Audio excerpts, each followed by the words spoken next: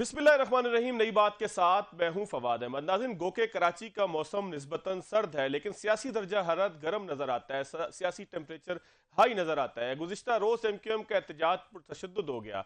जमात इस्लामी भी तकरीबन एक माह होने को है एहतजाज पर बैठी है, धरने पर बैठी है। कराची में एहतजाज हो रहा है, लाठी चार्ज हो रहा है। सूरत हाल सारी की सारी जो है तमाम ही अपोजिशन जमातें एक उस एहतजाज का हिस्सा बन रही हैं कि जिसका आगाज़ किसी सूरत में हम कह सकते हैं कि जमात इस्लामी ने किया था, कि जो कराची के बल्दियाती कानून के हवाले से हो रहा है। हमारे साथ मौजूद है हाफिज नईमुर रहमान साहब। इब्तिदा प्रोग्राम की उन्हीं से करेंगे, उन्हीं से पूछेंगे कि आखिर उनका धरना अब तकरीबन एक माह होने को है, उसके बावजूद कोई ऐसी सूरत हाल नजर नहीं आ रही कि जिसमें पाकिस्तान पीपल्स पार्टी की सूबाई हुकूमत ने अगर इन्वर्टेड कॉमास में कहें तो कोई लिफ्ट कराई हो और कोई ऐसा ठोस काम हुआ हो कि जिसकी बुनियाद पर हम कहें कि सूरत हाल अब उस जानिब जा रही है कि जहाँ पर मुज़ाकरात के बाद ये धरना ख़त्म किया जा सकेगा। बाकी अपोजिशन जमातें भी जो है वो लाइन के अंदर है, एहतजाज कर रही हैं। और आज की एक ताज़ा अपडेट ये भी थी कि पाकिस्तान तहरीक इंसाफ के अलीम आदिल शेख ने असम्बली में प्रेस कॉन्फ्रेंस करते हुए, सूबाई असम्बली में प्रेस कॉन्फ्रेंस करते हुए जमात इस्लामी के धरने की हिमायत की। मेरे इल्म के मुताबिक तो ये पहली मरतबा ऐसा हुआ कि तहरीक इंसाफ ने खुल के जमात इस्लामी के किसी एहतजाज की या इस धरने की जो है वो हिमायत की हो। हाफिज साहब, बहुत शुक्रिया। आपसे गुफ्तगू शुरू करेंगे। हाफिज साहब, अब तक जो मुज़ाकरात हैं वो कहाँ तक पहुंचे हैं? क्योंकि एक इत्तला ये आई थी कि आप लोग चाहते हैं कि तहरीरी मुआहदा हो और पीपल्स पार्टी कहती है कि आप धरना ख़त्म करें, फिर बैठ के बात कर लेंगे। असल हकाइक क्या है? कहाँ तक एहतजाज आपका जो है वो बारावर हुआ है और उसका कोई फल मिलने का एक कोई नतीजा बनता है? बहुत शुक्रिया फवाद।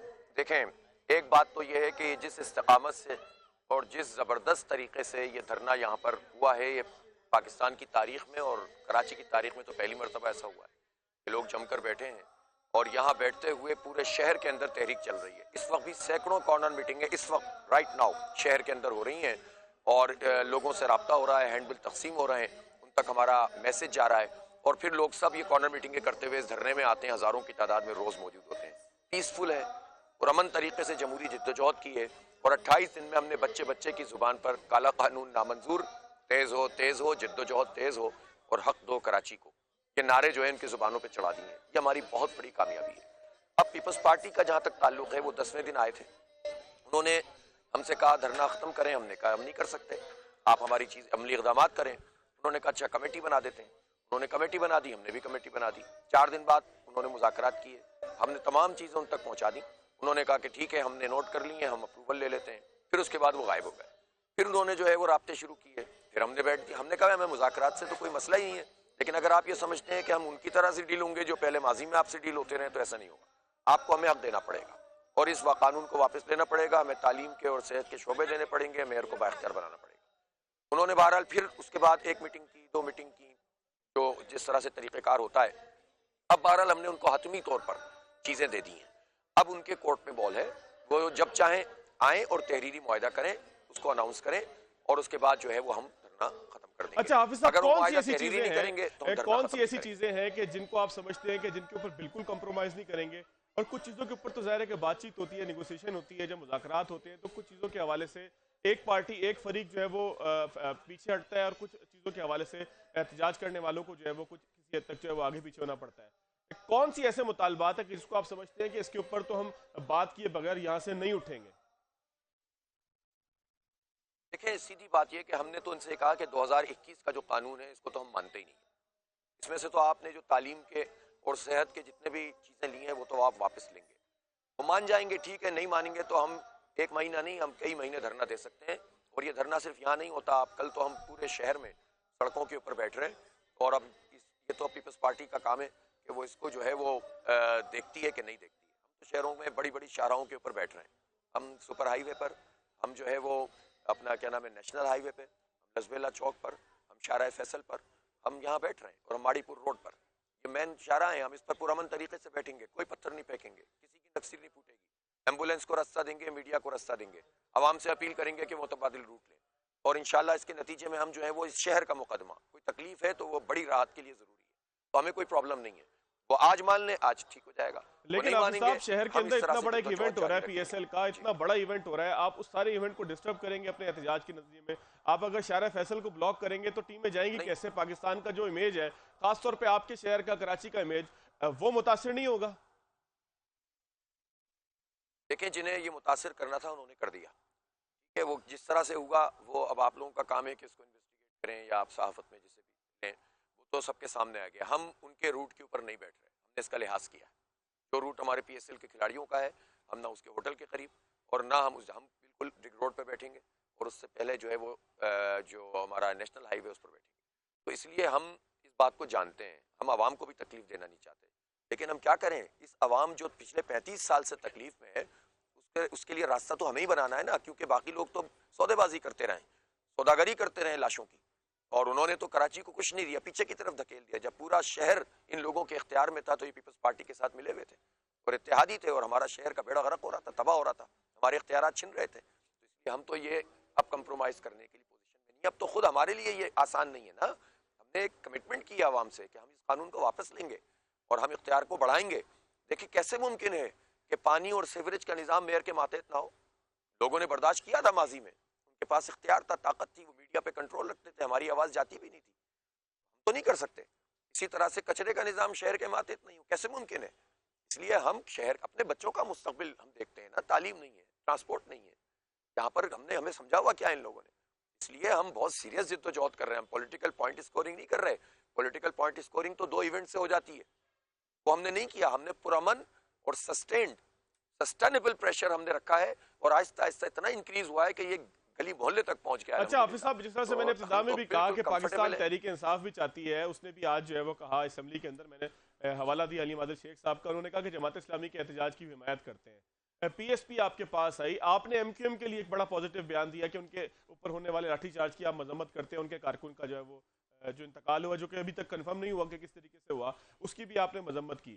تو آپ تمام لوگ مل کر کراچی کی خاطر کوئی ایک ایسی سیاسی جدوجہد کیوں نہیں کرتے کہ جس کو جو ہے وہ پیپلز پارٹی پر ویٹیج دینا شروع کر دے؟ کیونکہ جو ہے اس وقت تو ڈیوائیڈ اینڈ رول ہے کہ ہر بندہ اپنا اپنا احتجاج کر رہا ہے, کوئی سی ایم ہاؤس کر رہا ہے, کوئی سندھ اسمبلی کے باہر کر رہا ہے, کوئی جو ہے ماڑی پور روڈ بلاک کرنا چاہتا ہے, کوئی ڈگ روڈ بلاک کرنا چاہتا ہے. تو یہ تمام لوگ مل کر کوئی ایک ایسا پلیٹ فارم کیوں نہیں بناتے کہ جس کی آواز جو ہے وہ پھر پیپلز پارٹی کو مجبور کرے کہ وہ اس قانون کے اوپر نیگوسیشن کرے؟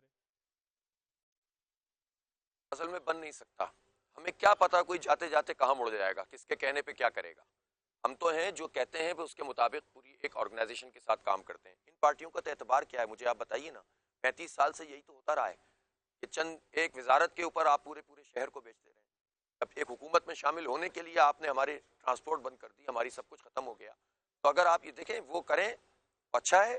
ہم نے تو کل مذمت کی پیپلز پارٹی کے اس رویے کی, جو انہوں نے وہاں پر جو ہے وہ لوگوں کے ساتھ سلوک کیا. ہر ایک کو احتجاج کرنے کا حق حاصل ہے. ایم کیو ایم اپنا اعتبار قائم کرے اپنی جد و جہد کے ذریعے سے, بہت اچھی بات ہے, شہر کے لیے بہت اچھا ہوگا کہ واقعتاً وہ اعتبار قائم کر لیں. لیکن ابھی بھی جو ہے وہ ظاہر ہے یہ سوالات آپ نے خود بھی اٹھا دیے ہیں. تو ہم ایسی چیز, اور پھر لوگ ہم سے سوال کریں گے نا جن کے ساتھ آپ مل کر یہ کام کر رہے ہیں, تو انہوں نے تو مردم شماری آپ کی آدھی کر دی ہے.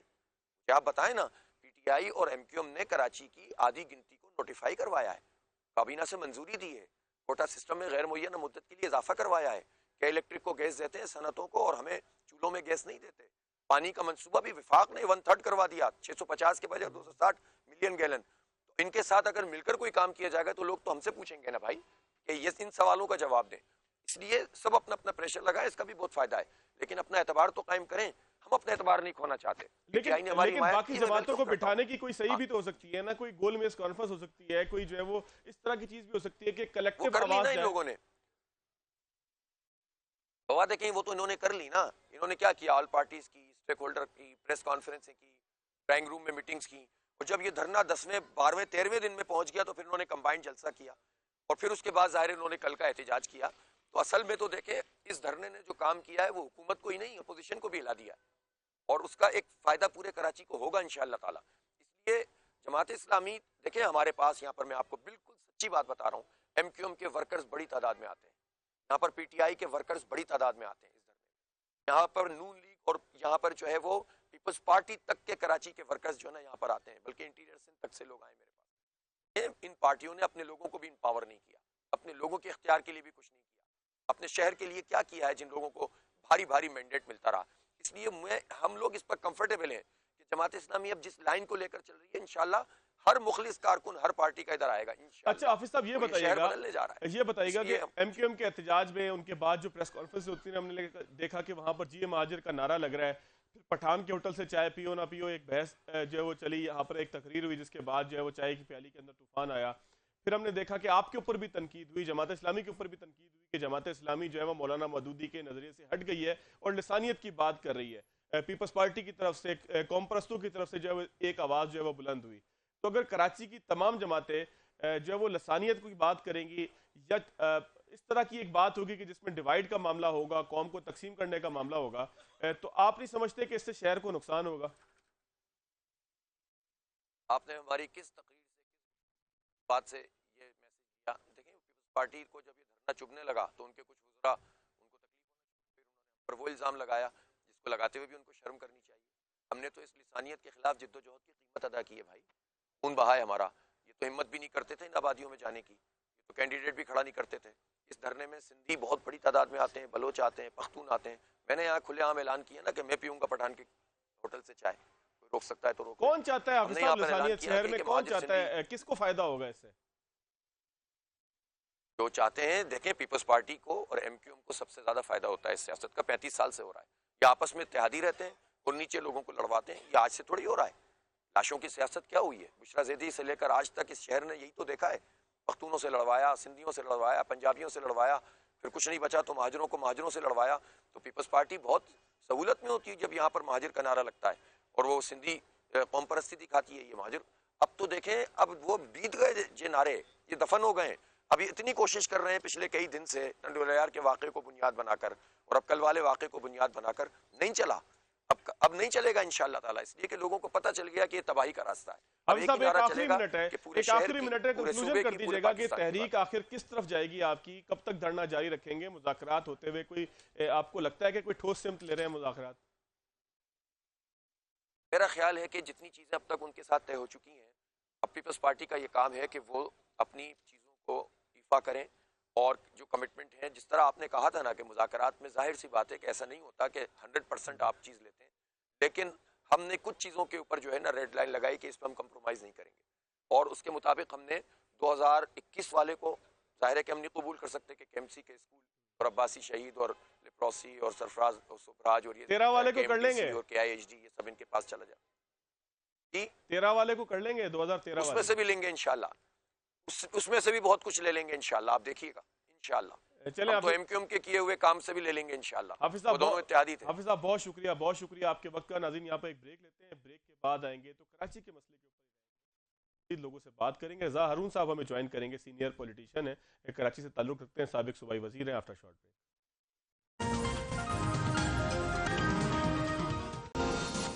بریک کے بعد ایک مرتبہ پھر خوش آمدید. کراچی کی ایک توانا آواز, پڑھی لکھی آواز, جو کراچی کا درد بھی رکھتے ہیں. رضا ہارون صاحب ہمارے ساتھ موجود ہیں, سابق صوبائی وزیر ہیں, MKM سے متعلق رہے ہیں. رضا صاحب بہت شکریہ آپ کے وقت کا. میں آپ سے سیاست کی بات نہیں کروں گا, کل کیا ہوا, کس کو پٹائی لگی, 28 دن سے 30 دن سے دھرنے پہ کون بیٹھا ہے, کچھ تھوڑی سی کنسٹرکٹیو بات کر لیتے ہیں, کیونکہ سیاست تو میں اس پروگرام میں آپ سے پہلے بھی اور اس کے بعد بھی, جو لوگ دھرنا دے کے بیٹھے ہوئے ہیں اور جو لوگ کل احتجاج میں موجود تھے ان سے میں نے کر ہی لینی ہے.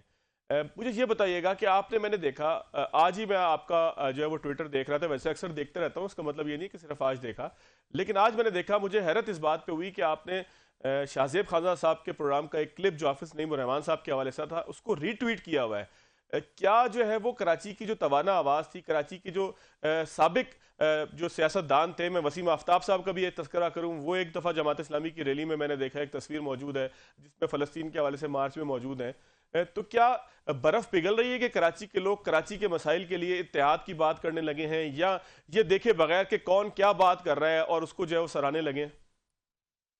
ایسے ہی ہے. اور جہاں تک حافظ نعیم صاحب کی شاہ زیب خانزادہ صاحب کے پروگرام کی بات ہے, وہ میں نے الگ سے بھی ٹویٹ کیا اور پھر ری ٹویٹ بھی کیا, دونوں کام کیے میں نے. وہ اس لیے کیا کہ جو بھی سیاسی رہنما, خاص طور پہ جماعت اسلامی, جس طرح آپ نے خود ہی کہا 27 دن کا دھرنا ہے, اس دھرنے سے پہلے ان کی بڑی کاوشیں ہیں, بہت سے مظاہرے کیے, پرامن احتجاج کیے, ریلیز نکالنی کراچی کے ایشوز کے اوپر. اور میں سمجھتا ہوں کہ اس وقت واحد سیاسی جماعت ہے کراچی کے اندر جو کراچی کے ایشوز کو صحیح معنوں میں as a whole, as a package of Karachi سیاستدانوں کے سامنے, حکمرانوں کے سامنے اس کو لے کے لڑ رہے ہیں.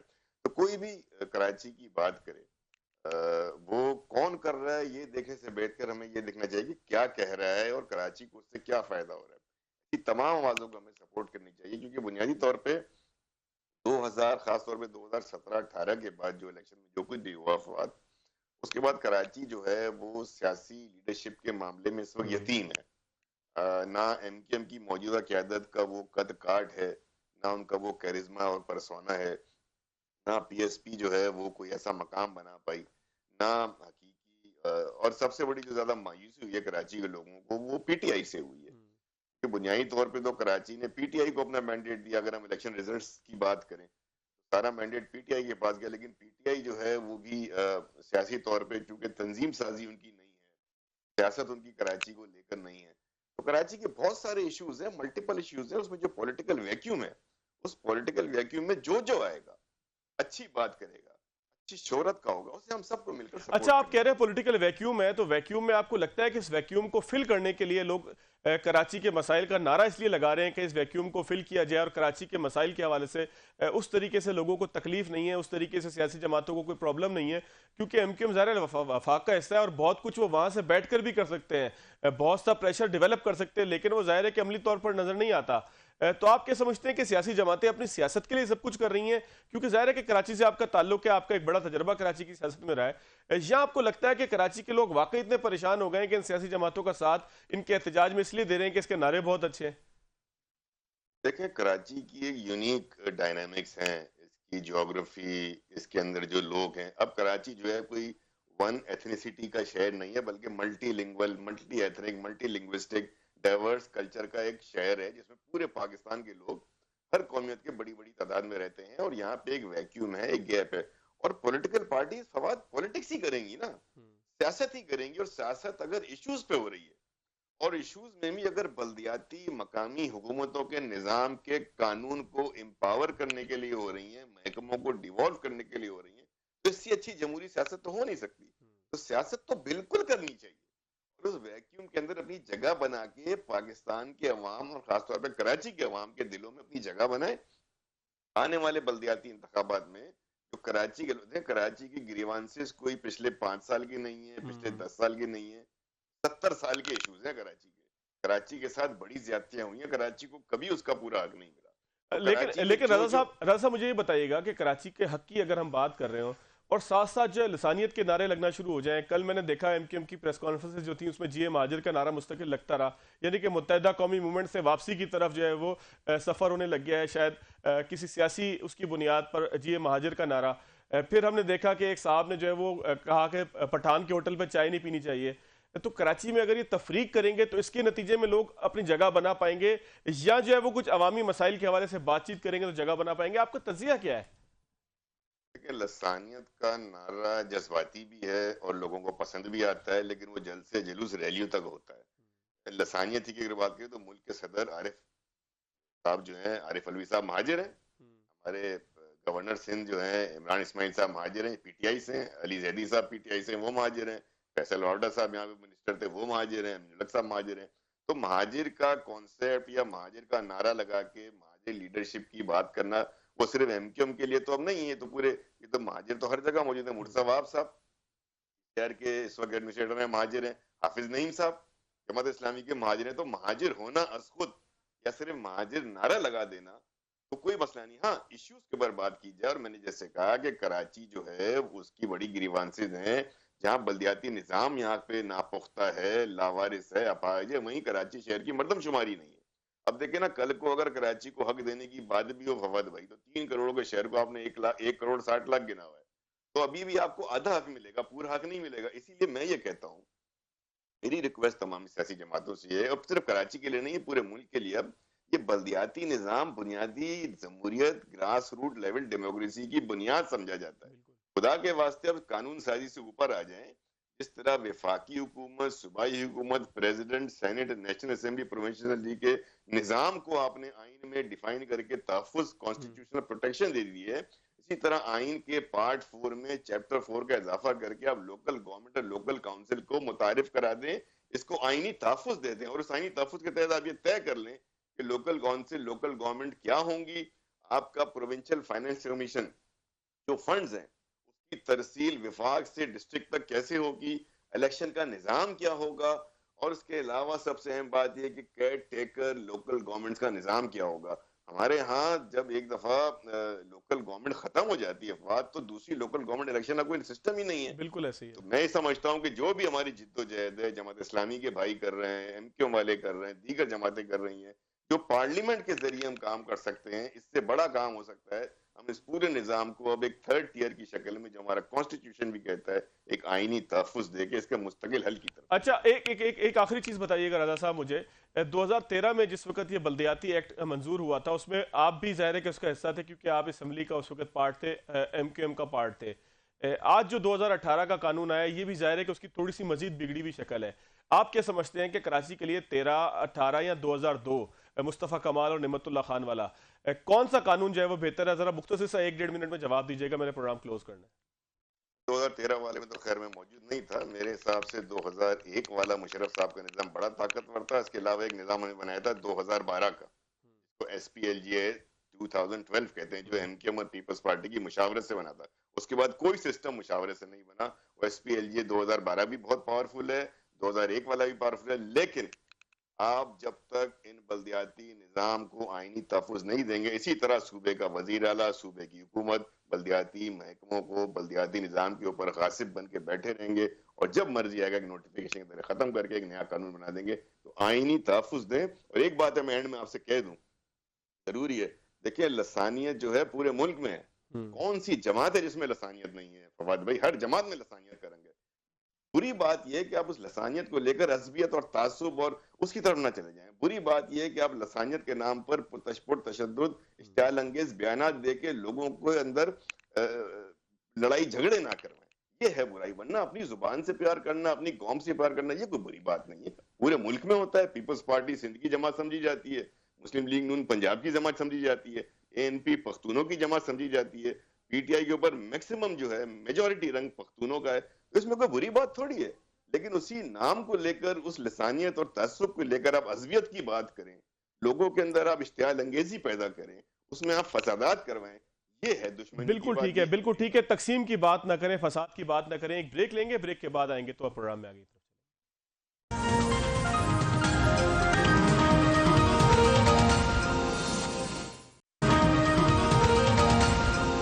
بریک کے بعد ایک مرتبہ پھر خوش آمدید. گزشتہ روز ایم کیو ایم کی ریلی کے اوپر پرتشدد جو ہے وہ لاٹھی چارج ہوا، جس کے نتیجے میں ایم کیو ایم کے صوبائی اسمبلی کے ممبر سمیت بہت سے کارکنان، خواتین، بچے، تقریباً تمام ہی لوگ زخمی ہوئے. جو زخمی نہیں ہوا اسے کم از کم آنسو گیس نے مجروح کیا. ہمارے ساتھ موجود ہیں ایم کیو ایم کے رہنما سلمان مجاہد بلوچ صاحب. ان سے کچھ ایسے رازوں سے پردہ اٹھانے کی کوشش کرتے ہیں کہ جو بار بار سوال ہو رہے ہیں. سلمان صاحب، آخر پریس کلب سے سی ایم ہاؤس کی طرف آپ آخر اس وقت کیوں گئے کہ جب پی ایس ایل کی ٹیمیں نکلنے والی تھی، تیار تھیں، اور آپ کو پتہ ہی ہے کہ سی ایم ہاؤس کے بالکل ساتھ موون پہ کوٹل ہے کہ جہاں پر ٹیمیں ٹھہری ہوئی ہیں؟ آخر وجہ کیا تھی؟ کیا چاہ رہے تھے؟ فواد بھائی دیکھیں، ایشو یہ ہے کہ جہاں تک یہ ایکسکیوزز کا جو معاملہ ہے یا کنفیوژن پھیلایا جا رہا ہے سندھ حکومت کی جانب سے، ان کے وزراء کی جانب سے، کہ ہم نے پریس کلب جانا تھا اور ہم چلے گئے جو ہے وہ سی ایم ہاؤس. تو 2 دن پہلے انتظامیہ کو یہ کنوے کر دیا گیا تھا کہ ہمارا روٹ کیا ہوگا اور ہم سی ایم ہاؤس کے سامنے جا کے پرامن احتجاج کریں گے، اور یہ بات ہمیں بھی بتا دی گئی تھی. تو یہ بات تو کنفیوژن مطلب جو پھیلایا جائے اس کو ختم کیا جائے. نمبر 2، سی ایم ہاؤس اسی شہر کا ہے، اور سی ایم ہاؤس میں عوام جو ہے اپنے مسائل لے کے جاتی ہے. ہم بھی اسی شہر کے نمائندے ہیں، اسی شہر کے اسٹیک ہولڈر ہیں، شہر کے مینڈیٹ رکھنے والے لوگ ہیں. سی ایم ہاؤس کے اوپر جانا کوئی پابندی نہیں ہے. جب وائٹ ہاؤس پہ لوگ جا سکتے ہیں احتجاج کے لیے، پرامن احتجاج کے لیے، پیسفل پروٹیسٹ کے لیے، 10 ڈاؤننگ اسٹریٹ پہ جا سکتے ہیں، کینیڈا کی پارلیمنٹ کے سامنے، یورپ کی پارلیمنٹ کے سامنے جا کے آپ جو ہے وہ برازیل میں چلے جائیں، تو وہاں پہ بھی آپ کسی بھی ملک میں چلے جائیں، آپ پرامن احتجاج کرتے ہیں تو کوئی آپ کو، یہ آپ کا جمہوری حق ہے، آئین پاکستان آپ کو حق دیتا ہے، یو این اے کا جو چارٹر ہے اس کا جو آرٹیکل 8 ہے وہ بھی آپ کو اس حق دیتا ہے کہ پیسفل اسمبلی آپ کہیں بھی کر سکتے ہیں اور اپنا احتجاج ریکارڈ کرا سکتے ہیں. یہی کل ہم نے کیا. ہم وہاں پہ کوئی دہشت گردی، کوئی لڑائی کرنے نہیں گئے تھے. اگر ایسا کوئی ہمارا ارادہ بھی ہوتا تو نہ ہی مائیں بہنیں ساتھ جاتی، نہ بچے ساتھ جاتے، بلکہ ہم تو یہ بتانے گئے تھے جو کالا قانون جو آپ نے جس میں ترامیم کر دی ہیں اور تمام اختیارات جو آپ نے لے لیے ہیں ان کو واپس کریں آپ. اور اس کے علاوہ تو ہم نے شہر کے حق کے لیے، شہریوں کے حقوق کے لیے، پورے سندھ کے لوگوں کے لیے بات کی اور پروٹیسٹ کیا.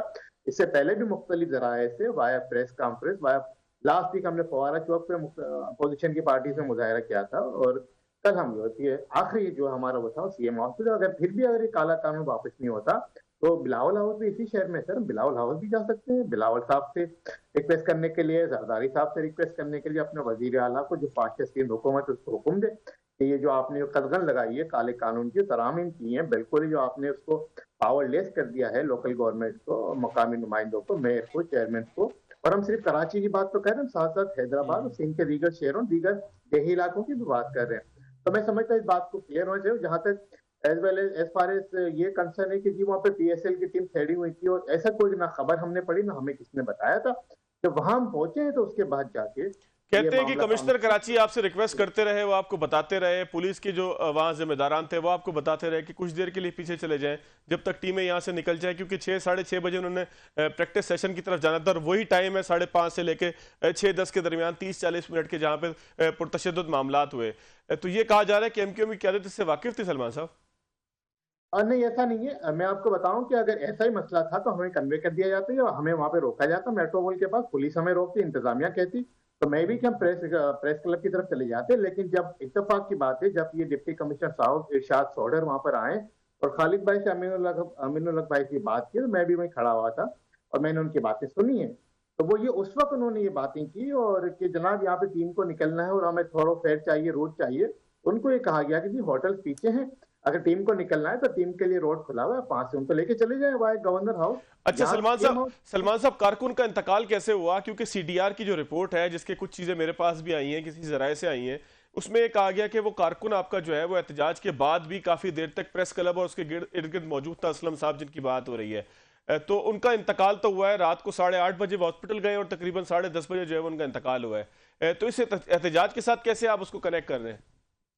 लेकिन ये जो असलम भाई है हमारे जॉइंट UC ऑर्गेनाइजर थे नॉर्थ कराची टाउन के, और उनकी तस्वीर भी आ गई हैं कि वो रैली में शरीक है, वहां पर वो एहतजाज में भी शरीक है। और जब वहां पे स्टेलिंग की गई है बेतहाशा और बिल्कुल ही without any intimation, without any ultimatum, इन्होंने जो है वो जब नमाज मगरिब का टाइम था शेलिंग शुरू कर दी पुलिस ने।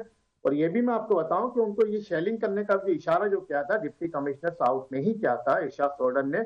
उसके बाद पुलिस ने अचानक ये कार्रवाई शुरू की, लाठियां मारी गई।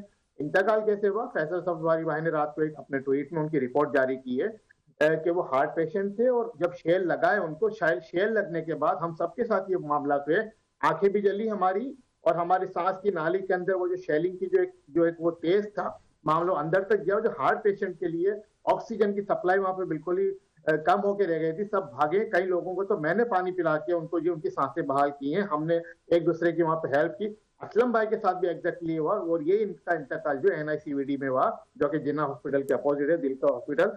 तो यह बेसिकली जो उनका रीजन बना वो ऑक्सीजन की कमी बनी और शेल जो लगा उसके बाद उनकी ऑक्सीजन की कमी हुई। तो ये वहां पे अच्छा सलमान साहब, अब इस वक्त तहरीक आपकी कहाँ मौजूद है? अगला लाएमल क्या है? पाकिस्तान MQM पाकिस्तान की क़यादत क्या सोच रही है? किस हद तक एजिटेशन करेंगे? क्योंकि सुबह जो है वो CM साहब ने अमीनुल हक साहब को कॉल भी किया, मुज़ाकरात की दावत भी दी है। तो मुज़ाकरात की तरफ जाएंगे, एहतजाज की तरफ जाएंगे, कहाँ तक एहतजाज लेकर जाएंगे? और भाई देखें, जमहूरी रिवायत ये है और जमहूरी माशरों में यही होता है कि आप पीसफुल प्रोटेस्ट हर जगह कर सकते हैं, कहीं भी जाके कर सकते हैं। अगर यही मामला है तो अभी जमात इस्लामी पिछले 25-26 दिनों से जो है वो रेड जोन में बैठी हुई है, लेकिन म्यूचुअल अंडरस्टैंडिंग से बैठी हुई है। उनकी टीमें भी बन गई है, मुज़ाकरात भी हो रहे हैं, उन्हें कुछ नहीं कहा जा रहा। वहाँ फूड फेस्टिवल भी हो रहा है, वहाँ पिकनिक भी हो रही है। लेकिन coming back to your point कि अगला लाहेमल क्या होगा? अगला लाहेमल हमारा यही है, जब तक ये काला कानून सिंध गवर्नमेंट वापस नहीं लेगी, ये जो इन्होंने कल माओ बहनों पर जो तशद्दुद किया है, बच्चों को जो मारा गया, शेलिंग की है, डंडे मारे गए, इनके जो भी इनके जिम्मेदारान हैं उनके खिलाफ कार्रवाई नहीं होगी। वजीर आला सिंह जो है रिजाइन नहीं करेंगे। वजीर आला सिंह तो अब वाइसराय बने हुए सिंध के, सिंधु देश इन्होंने बना लिया है और ये समझते हैं कि उनकी राजधानी है। जो उनकी अक्सरियत है जो देही इलाकों की, वो शहरी इलाकों पे अकलियत जो वो मुसलत करके बैठे हुए हैं। उनका बयान है यहाँ पे सिंध असेंबली में कि जी तुम अकलियत में हो, अकलियत में रहेंगे, तुम्हारे फैसले हम करेंगे।